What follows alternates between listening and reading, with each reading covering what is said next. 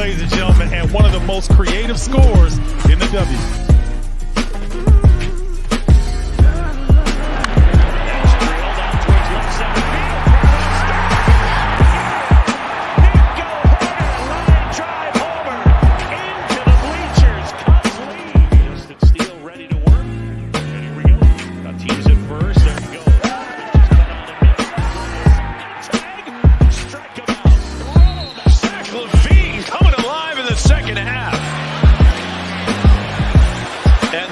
Starting to go on a rampage here. They've cut it to 5. And with the first overall selection in the 2023 NHL Draft, the Chicago Blackhawks are very proud to select from the Regina Pats, the Western Hockey League, Connor Bedard.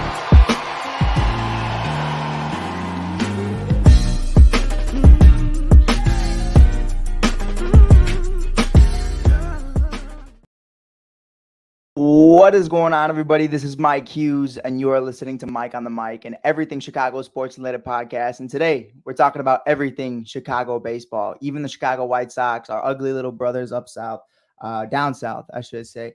But Cubs take the sweep. Cubs take the sweep on 35th Street. You love to see it. Obviously, we're going to have to finish it off for the Crosstown Classic Cup and do that a little bit later in August, and it's going to be exciting to see that at Wrigley Field. I'm excited. First and foremost, I was very excited to talk about this later on into the conversation, into today's episode. Obviously, the Chicago Cubs have come back from a 7-2, obviously being down 7-2, coming back winning 10-7 in this game, thanks to Ian Happ, Cody Bellinger, and so many others. We're going to get into that and more. But first and foremost, the White Sox just keep losing even after the game is over.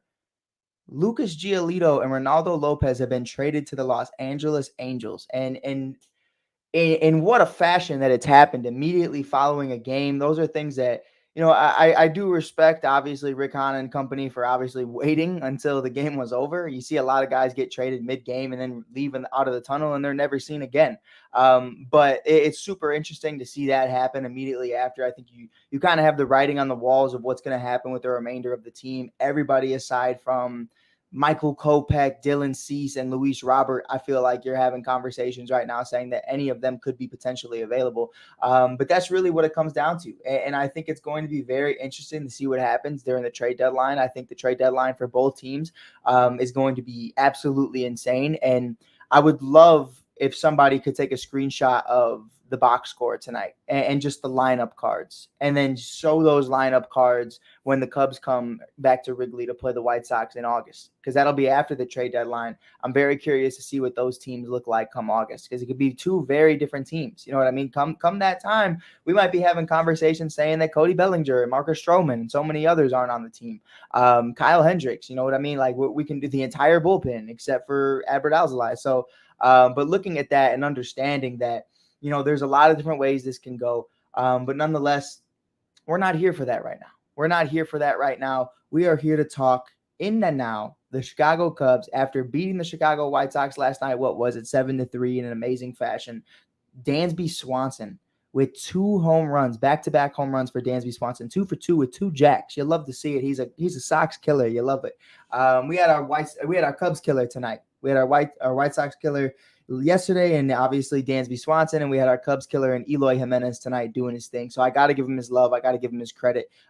Former Chicago Cub. Obviously, we traded him away in 2017 for Jose Quintana. I will never forget it. And obviously Dylan Cease was the bigger part of that deal as well. But looking at that and understanding, you know, that we've come such a long way since then, and we really have come back in such an amazing fashion. But yeah, we got a bunch of people in the comments right now talking about Lucas Giolito and obviously Ronaldo Lopez. We're going to definitely get into that a little bit more and discuss that. But right now, man, just really breaking that down and having those conversations. That look at my guy Dylan. If you're watching this on the ASAP network right now, Dylan's in the comments talking about the trade. Dylan, I know this is my city. I know what's going on. I already talked about it. You're late. You're late, Dylan. Nah, we appreciate you.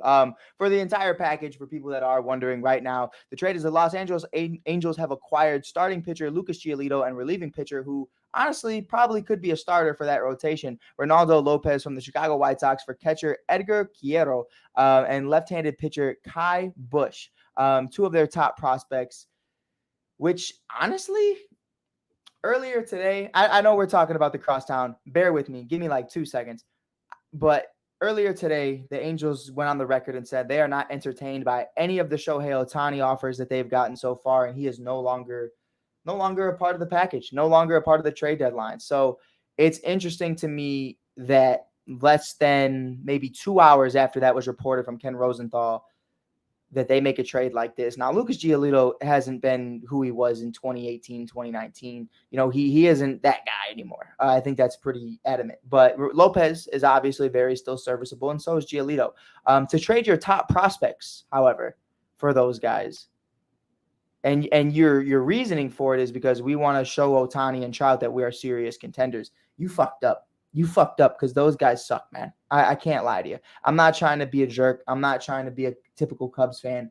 But if you were trying to show Shohei Ohtani that, hey, we want you to stay here, we're going to trade our top prospects, our top 2 prospects for Lucas Giolito and Ronaldo Lopez, who got moved to the bullpen because he couldn't start. If you did it for Marcus Stroman, if you did it for one of the top pitchers in this game, I'd completely understand, but absolutely insane. Let's get into it. Starting off the game, taking the mound, Marcus Stroman had a rough start tonight. A good 25-minute break in the top of the 5th definitely did help him out. But to start it off, Cubs are down 0-2 with an Eloy Jimenez 2 RBI single. Obviously, Eloy has always been a Cubs killer, and that's really what it is at the end of the day. Top of the 2nd, Nico Horner comes around, spins the block. You obviously have with a 2 RBI single, and then right back at it, Tim Anderson with a 3-2 score. Singles brings in a run. Kind of flying through the first couple innings of this because I do want to get to the more important parts. It's just kind of going tick for tack throughout the first couple innings. Lance Lynn's stuff was not great tonight. Marcus Stroman's stuff was not great tonight. Both of them were just kind of in between on the level of how valuable they were to these teams. It definitely was a situation to where it was a bullpen night for everybody.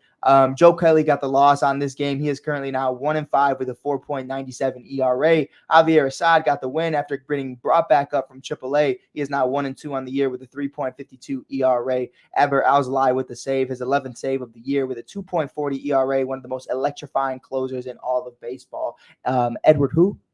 I don't even know. We're talking about Adbert. That's the new guy on the block when you talk about top closers in this game. But you love to see it. You love to see it from guys like that. Obviously, we go into the bottom of the 4th. A solo shot from the Bergmeister. Jake Berger does his thing, makes it 4-2. Fielder's choice with everybody safe, bases loaded, made it 5-2. And Eloy Jimenez, 2 RBI double, makes it 7-2, and I want to throw up in my mouth just saying that. But it looked very bad very fast. It really did for the Chicago Cubs. A lot of things were going wrong. A lot of things just weren't going in their favor. Honestly, a big part of it was Marcus Stroman, to be completely real with you guys. Like, if we're being legitimate about the conversation, I love Stro. We all love Stro. But this was not his night. July has not been his month. It's definitely a situation right now for Marcus Stroman to where you understand what he was from April March 30th, really, all the way to the end of April, or all the way to the end of July, pardon me. And he's been a very consistent player. But what it was from April to the end of June was one of the best pitchers in baseball. In July, I've seen 4 starts already where I'm kind of seeing that drop off, which is why we have these conversations so much about potentially trading him at the deadline. And I think it's so important because we can't get caught up in the moment of, hey, he has under a 250 ERA, a sub 250 ERA. That's great. I love it. He's an amazing guy. He's electrifying. He's one of those guys you want on this roster. I want him to remain a Chicago Cub. But if you get top prospects for him, look at the market now. The Angels just gave their top 2 prospects for Lucas Giolito. I don't even want to look up. I'm going to throw up if I look up Lucas Giolito's ERA right now. It's a conversation to where you're getting top prospects for nothing, bro. And that's really it. He has a 3.79 ERA. Before that game, he had a 3.96 ERA. It's just not his year. Last year, he had a 4.90. The year before that, 3.53. He's just inconsistent all the way around. And that's something that, when you look at that and you take that into account, what could we potentially get for a guy like Marcus Stroman? I think the sky's the limit. But getting back into the game, really just breaking that down and understanding that neither of these pitchers had a good game. Neither of these pitchers did well. It's definitely a conversation moving forward to, really look at them. Marcus Stroman goes 3.1 innings, 9 hits, 7 earned runs, 2 walks, and 4 strikeouts. He leaves I don't even want to look up his ERA after today, to be honest with you. Javier Assad, Julian Merriweather, Mark Leiter Jr., and Adver Alzolay finished off the day. But so far after today, you look at a guy like Marcus Stroman, who's currently sitting at an ERA of 3.51. Mind you, he went into July with a 2.47 ERA. A 2.47 ERA, and now we're at a 3.50. That's why we're trading Marcus Stroman. That's why I've said this the entire time. I see Frankie in the comments. We're not speaking about it. We're not speaking about Cody Bellinger getting traded. We are not manifesting that. But Marcus Stroman, 100%. Now, top of the 5th, this is when things get crazy. Lance Lynn absolutely falls apart. Bases loaded. Mike Talkman with a strikeout, which ends up being a wild pitch. I believe it was Nico Horner who scored, if I'm not mistaken. Somebody can correct me on that. But if you haven't checked it out, check out the top of the 5th for the Chicago Cubs versus the White Sox tonight. Obviously, everybody's talking about it. Down 7-2 at this time. An absolute feast. Top of the 5th, RBI single for Ian Happ makes it 3-7. Christopher Morel with a 2-run shot with a single in the game. He's obviously bringing in runs. And we got a guy like Lance Lynn. Lance Lynn, a guy who was a Cy Young candidate just a couple years ago, walking in the winning run for Nico Horner. Bases loaded. He walks Nico Horner, makes it 8-all. This isn't Lance Lynn. This is Joe Kelly at the time. Pardon me. I don't know what I'm talking about. But Lance Lynn obviously shits the bed. They bring in a guy like Joe Kelly. Joe Kelly's having a situation to where, you look at him and you say, this is a guy that you need to pitch very well. I mean, what he was with the Dodgers, what he was with the Red Sox, this guy was lights out. And for the Chicago White Sox, he just hasn't been that. I've heard rumors about him potentially being traded at some point as well. But to reiterate that, I do apologize. It wasn't Lance Lynn that gave up the tying runs. It definitely was Joe Kelly. Joe Kelly on the day just wasn't having it. It wasn't his day whatsoever. He didn't look confident. He kind of just looked like he was going out there working a 9-to-5. It was really one of those games where when you look at Joe Kelly and you look at what he could potentially be, you look at one of the best relievers in baseball. I truly do believe that. And it's far past more than just the memes and far past more who he is as a person. But understanding that and breaking that down and having these conversations that, the Chicago White Sox are very name-valued players. Tim Anderson, a guy who was regarded as a AAA guy. I mean, this guy is somebody who, a triple crown kind of bat. And now you're looking at a guy who hasn't hit a home run in over 365 calendar days. I really don't know what to say to that. I really don't know what they can do to get better. Joe Kelly, one of those guys that you look at and say, hey, he should be one of the best relievers in baseball. Eloy Jimenez, Dylan Cease. I mean, these are all names. Andrew Benintendi. All guys that you think could potentially be some of the best of the best. And it just hasn't turned into that for Pedro Grifol, which, by the way, Taylor McGregor had an amazing story about that today, how in Florida as a kid, David Ross used to go to every single one of Pedro Grifol's games and watch him because he was a catcher. And obviously David Ross wanted to be a catcher, and he would go with his dad, who's also named David. And he would watch him and say that you want to grow up to be like him one day. And now he's handing him hot L's all day long in the crosstown matchup. But you love to see it. But getting back into it, we go into the top of the 8th. You have Ian Happ and another belly bomb, Cody Bellinger, both hit back-to-back jacks. You love to see it. It's just phenomenal baseball from Bellinger so far throughout the whole entire month of July. He's batting over 340 against lefties, batting over 290 against righties. I mean, he's absolutely crushing it right now, batting over 300. You love to see it. You really love to see it. And I'm just really excited to see what the future looks like for not only Cody Bellinger, but the Chicago Cubs with those two together. But again, man, I don't know what to say for the Chicago White Sox. I really don't. And I'm trying to play both sides here. I'm trying to understand what the plan is moving forward.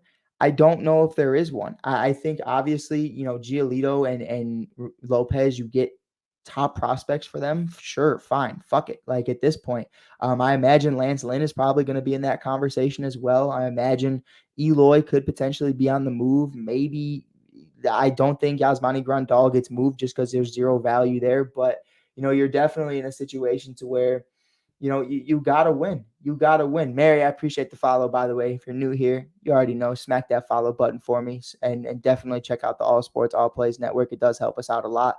But with that being said, really talking about that and really breaking it down, this was a great win for the Cubs, man. Just took 3 out of 4 against the St. Louis Cardinals. You sweep the Sox on the south side on 35th Street. You love to see it. You're going back to Wrigley soon. It's going to be great. It's going to be great. They got a little road stretch ahead of them, and that's definitely going to be interesting, especially heading back to St. Louis. So I'm curious to see how that plays out.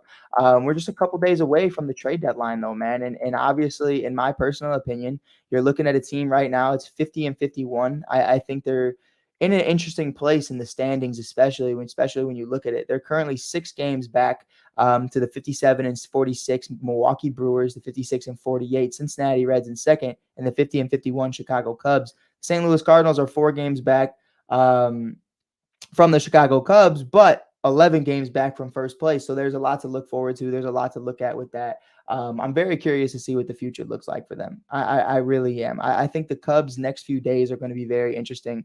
And I honestly, I've been thinking a lot.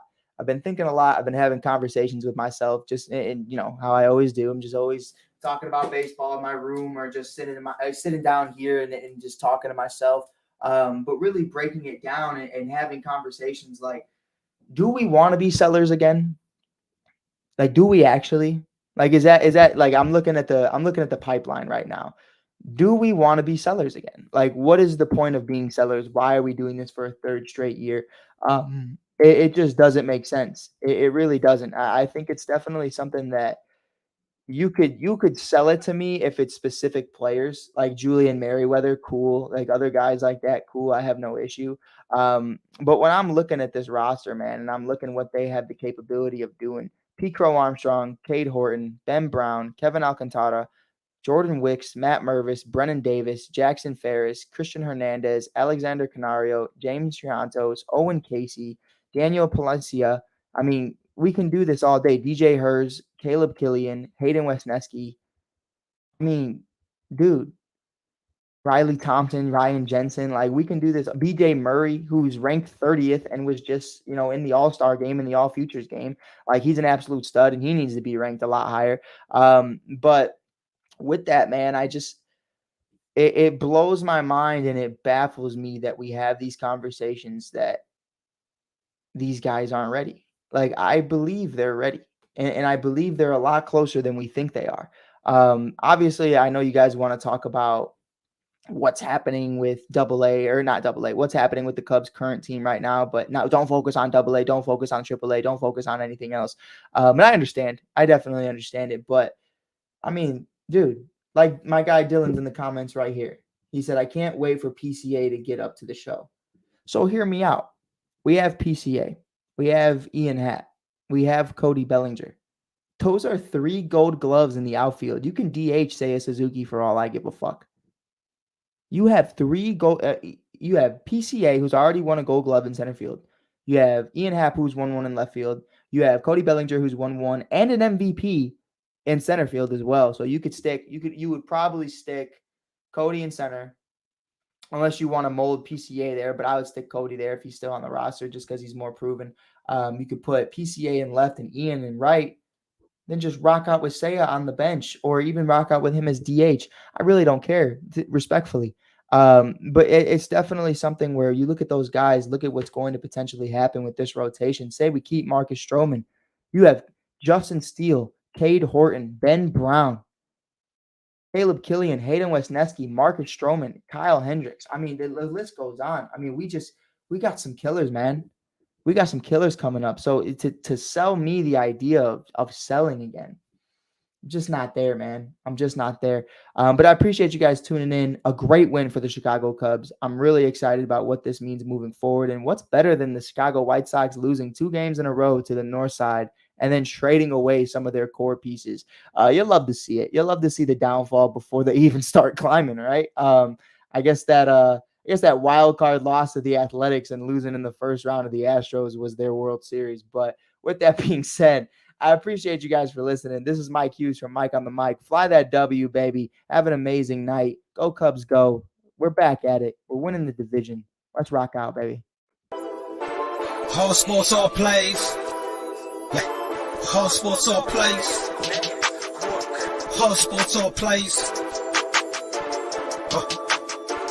365, we making a plays. You talking the game, get you through the days. We're out in the court, the dime in the lane. Variety, topics, living the same. All presentation, sports information. In the airways, taking the nation. All sport, all plays, like working your faces. Grace at the field, so tie the laces. All sports, all plays.